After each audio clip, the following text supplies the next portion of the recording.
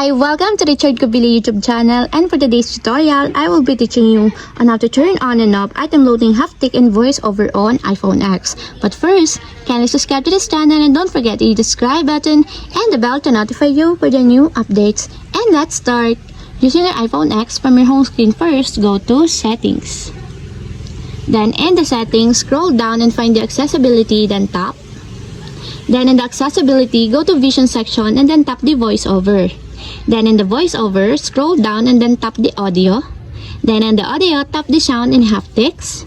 Then after that, in the sound and haptics, scroll down again and go to app feedback section and then tap the item loading. Then after that, in the item loading, find the haptic, and as you will see, there's a switch button located on the side of it. Then all you have to do is just tap it to enable until it becomes green. And if you want to disable or turn off, just tap again the switch button just like this.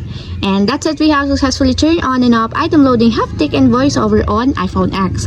If you have a question, you can comment down below, and don't forget to hit the subscribe button and the bell to notify you for the new updates.